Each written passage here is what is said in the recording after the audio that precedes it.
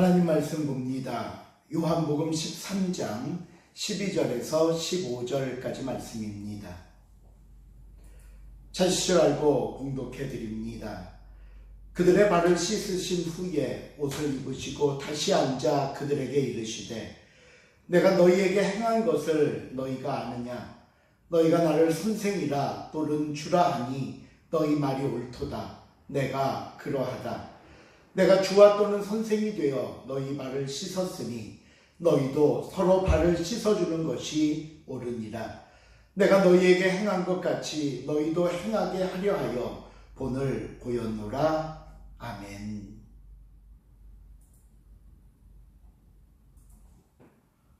오늘은 스승의 주일입니다. 물론 이날은 성경에 나오는 절기는 아닙니다.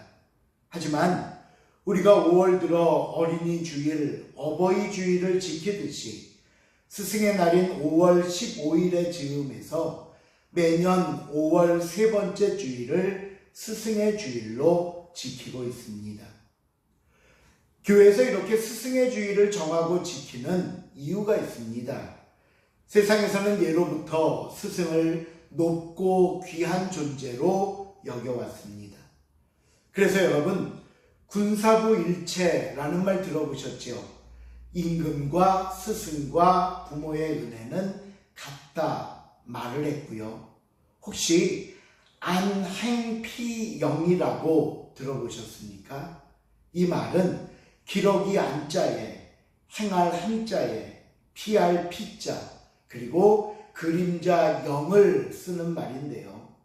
이 말의 의미는 기러기처럼 함부로 앞으로 나서지 않고 그림자도 피한다라는 뜻입니다.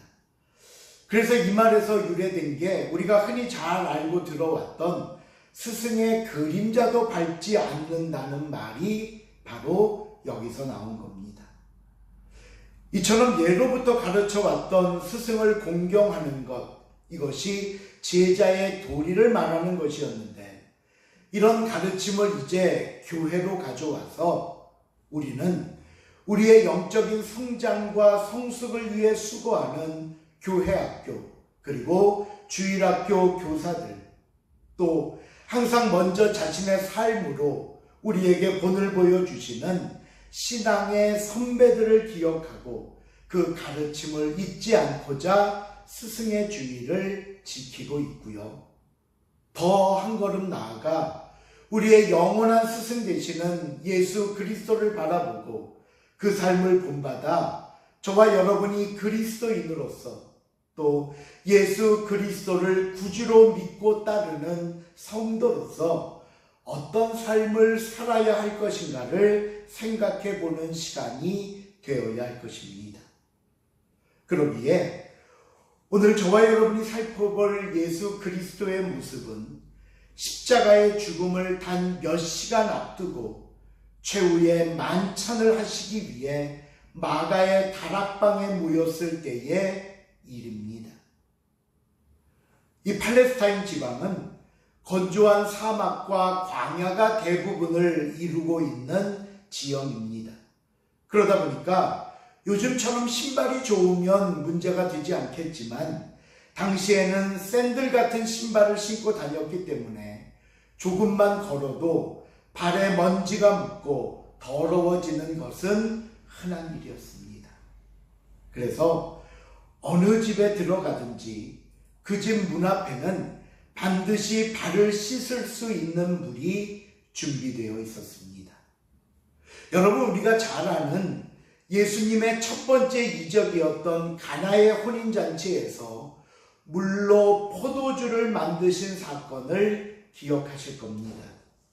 그때 예수님께서 하인들에게 두세 통 드는 항아리의 물을 가득 담아 연회장에게 갖다 주라 했을 때 성경은 그 항아리의 용도를 가리켜 정결 예식에 사용하기 위한 항아리였다고 말씀합니다.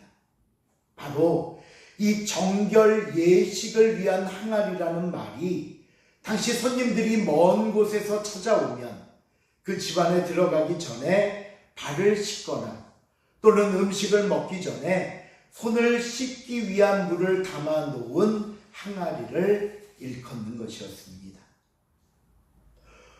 보통 그 집에 종이 있었다면 종들이 주인이나 손님의 발을 씻겨 주었고요. 종이 없는 집에서는 본인들이 들어가면서 직접 발을 씻고 들어가곤 했습니다. 오늘 예수님과 제자들 역시 집에 들어갔지만 발을 씻겨줄 종은 없었습니다. 더러워진 발을 스스로 씻고 들어가야 할 상황이었던 겁니다. 그런데 모두 그냥 들어가 자리를 잡더니 음식을 먹기 시작합니다. 예수님은 혹시 이들 중 누구라도 자신의 발을 씻겨주지는 않을까 기대하셨을지도 모릅니다. 그러나 예수님의 기대와는 달리 아무도 예수님의 발을 씻겨드리겠다고 말하는 제자는 없었습니다. 오히려 지금 제자들의 생각은 엉뚱한 곳에 있었습니다. 누가복음 22장 24절을 보시면요. 당시 제자들의 생각이 나오는데 이렇게 설명을 합니다. 또 그들 사이 그 중 누가 크냐 하는 다툼이 난지라. 이 제자들 역시 예수님이 이제 곧 이스라엘의 왕이 되실 거라 착각했습니다. 그러니 제자들의 생각은 온통 예수님이 왕이 되면 그 다음 자리는 누가 차지할 것인가? 이런 헛된 기대와 생각에 오늘 성경의 표현을 빌리자면 누가 더 크냐 하는 문제로 다투고 있으면서 예수님의 마음은 전혀 헤아리지 못하고 있었던 겁니다. 이들을 보시는 예수님의 마음이 어떠하시겠습니까? 이제 정말 몇 시간만 지나면 십자가에 달리셔야 하는데 어쩌면 지금까지 가장 가까이서 가장 많이 예수님을 모시고 따르던 제자들조차도 이 예수님의 마음을 알지 못하는 겁니다. 예수님은 이런 제자들을 보면서 실망과 허탈함에 빠질 수도 있을 겁니다. 여러분, 우리가 스승으로부터 가르침을 받는다는 것은 스승의 뜻을 배우기 위함입니다. 그렇다면 배운 다음에는 무엇이 따라야 할까요? 순종입니다. 바로 배운 가르침대로 실천하는 것입니다.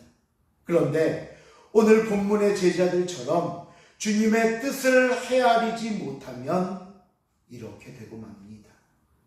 때로는 아무리 신앙의 연수가 많다 하더라도 내가 교회에서 어떤 직분을 갖고 있다 하더라도 하나님의 뜻이 무엇인지 그리고 내가 교회 안에서 또 성도와의 관계에서 내가 감당해야 할 사명이 무엇인지 올바로 깨닫지 못한다면 이렇게 여전히 세상의 욕심을 앞세워 누가 더 크냐, 누가 더 많이 가져야 하느냐, 누가 더 높아야 하느냐 하면서 비교하고 시기하고 질투하며 다툼이 일어날 수밖에 없는 것입니다. 이를 보다 못한 예수님께서는 식사하다 말고 자리에서 일어나셨습니다. 겉옷을 벗어 옆에 놓으시고 수건을 허리에 동이신 채 문 앞으로 가셔서 대야에 물을 붓기 시작합니다. 그리고는 한 사람 한 사람씩 제자들을 불러 그들의 발을 씻기십니다. 결국 12명의 모든 제자의 발을 씻기고 나서 벗어두었던 겉옷을 입고 자리에 앉으십니다. 그리고는 매우 중요한 교훈을 말씀하시는데 그 교훈이 바로 오늘 본문의 내용입니다. 첫 번째 교훈은 서로 발을 씻기라는 겁니다. 오늘 본문 12절 13절 말씀을 보십시오. 그들의 발을 씻기신 후에 옷을 입으시고 다시 앉아 그들에게 이르시되 내가 너희에게 행한 것을 너희가 아느냐? 너희가 나를 선생이라 또는 주라 하니 너희 말이 옳도다. 내가 그러하다. 갑자기 제자들을 향해 내가 너희 선생이고 너희의 주가 맞다고 말씀합니다. 우리가 이 말씀만 놓고 보면 내가 너희 선생인데, 내가 너희 주가 맞는데 왜 내 발은 씻겨주지 않느냐? 예수님이 굉장히 화가 나신 것처럼 보입니다. 그런데요, 지금 예수님이 하시려고 하는 말씀의 의미는 이것이 아닙니다. 그 다음 14절을 보시면요, 내가 주와 또는 선생이 되어 너희의 발을 씻었으니 너희도 서로 발을 씻어주는 것이 옳으니라. 지금 예수님이 하시는 말씀의 가장 중요한 의미는 서로 발을 씻어주라는 겁니다. 아니, 그러면 그냥 그렇게 말씀하시면 되지 왜 앞에 굳이 선생과 주라는 말씀을 하셨을까? 이것은요, 쉽게 설명하면 내가 했는데 너희가 안 하면 되겠느냐 하는 겁니다. 만일 세상에서 나보다 더 높은 주가 있고 나보다 더 큰 선생이 있으면 안 해도 되지만, 그렇지 않다면 너희는 내가 한 것처럼 하라는 겁니다. 예수님의 제자 훈련을 보면 말씀을 가르치시기도 했지만 그 제자 훈련의 주된 과목은 삶이었습니다. 예수님과 함께 다니면서 예수님의 삶을 그대로 보고 배우는 겁니다. 예수님이 잡숫는 걸 잡숫고, 예수님이 주무시는 곳에서 함께 자고, 예수님이 행동하는 것을 보고 그대로 닮아가는 것이 바로 제자입니다. 그러기에 참된 제자란 누구인가? 스승의 지식, 스승의 가르침을 단순히 머리로만 알고 누가 많이 암기하고 누가 질문에 대답을 잘하는가? 아닙니다. 바로 선생님이 하는 것을 그대로 따라하는 사람입니다. 그러기에 선생님이 발을 씻겼다면 제자들은 어떻게 해야 될까요? 제자들 역시 발을 씻기는 것이 마땅합니다. 그런데 그 마땅한 일을 하는 제자에게 주신 특권이 있습니다. 17절을 보시면 이렇게 말합니다. 너희가 이것을 알고 행하면 무엇이 있으리라? 복이 있으리라. 제자로서 스승을 따른다는 것은 모두 즐거운 일만은 아닙니다. 어떤 경우에는 왜 저렇게 하실까? 스승의 행동이 싫을 때도 있고요. 또 어떤 순간에는 스승의 가르침이 부담스러울 때도 있습니다. 때로는 제자이기에 마음에 들지 않지만 어쩔 수 없이 정말 억지로 해야 하는 경우도 있습니다. 그런데 오늘 성경은 그런 제자된 저와 여러분에게 분명하게 말씀합니다. 우리가 스승을 따른다는 것, 특히 예수 그리스도의 말씀을 따르고 예수 그리스도의 삶을 본받아 그렇게 살려고 노력하는 그 모든 것의 결과에는 무엇이 있다? 복이 있다. 물론 아무리 복을 말씀하시고 제자로서 순종하는 것이 당연한 일인 것은 알지만 우리의 현실 속에서는 하나님의 말씀을 지킨다는 것이 절대로 쉽지 않다는 것을 잘 알 수 있습니다. 그러나 여러분, 우리 주님께서 말씀하신 것이니 그대로 순종해 보시길 바랍니다. 절대로 지키지 못할 것을 지키라고 하신 것이 아닙니다.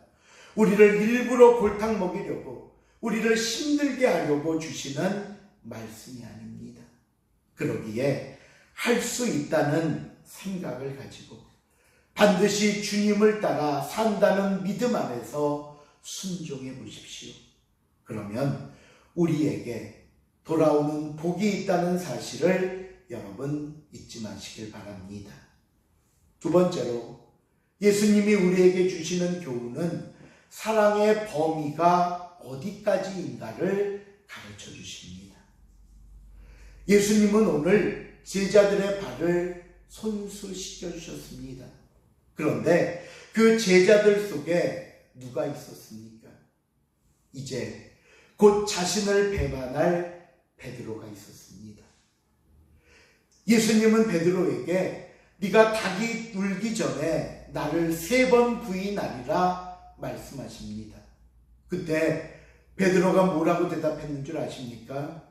예수님, 모든 사람이 주를 부인할지라도 저는 절대로 예수님을 부인하지 않습니다. 자신 있게 말했던 베드로입니다. 그래서 그랬는지 무리가 예수님을 잡으러 왔을 때 마치 그 말의 약속을 지키려는 듯 또는 자신의 충성심을 증명이라도 하듯 앞장서서 차고 있던 칼을 뽑아 대제사장의 종 말고의 귀를 베어버리는 용감함도 보여줍니다.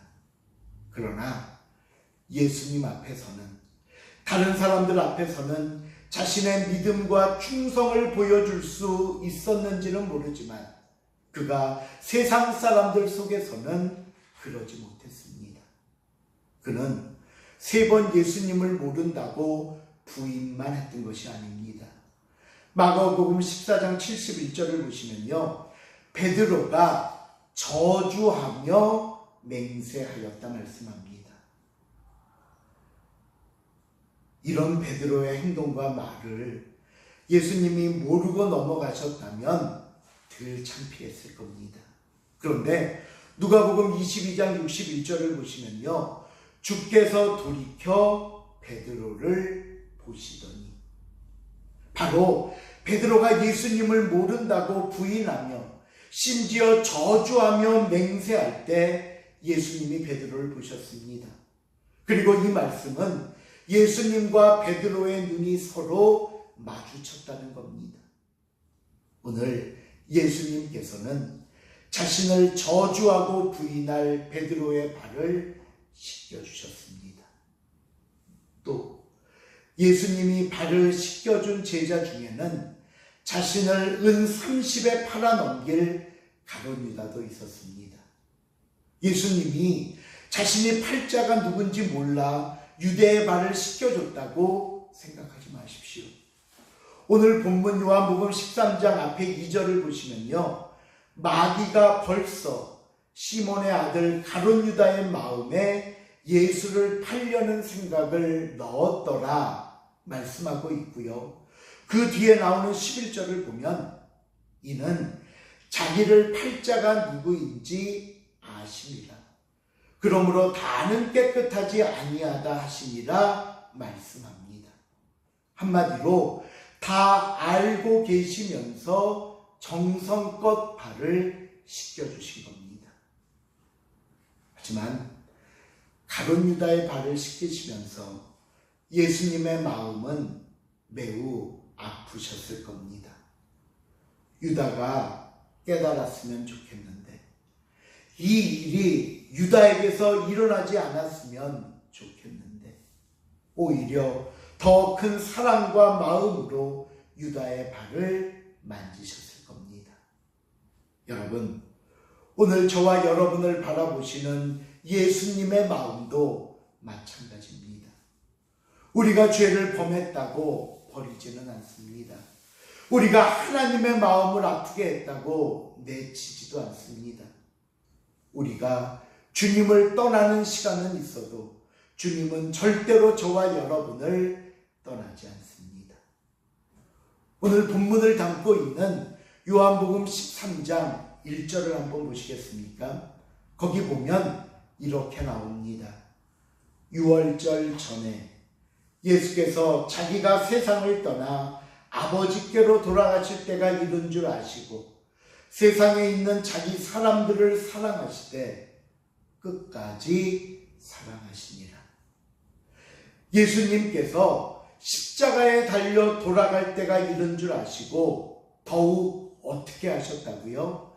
자기 사람들을 사랑하시되 끝까지 사랑하시니라.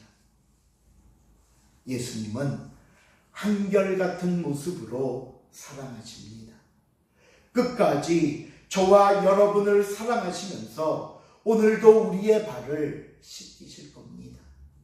그러나 이 시간 사랑하는 성도 여러분, 주님은 저와 여러분의 발을 씻기면서 말씀합니다.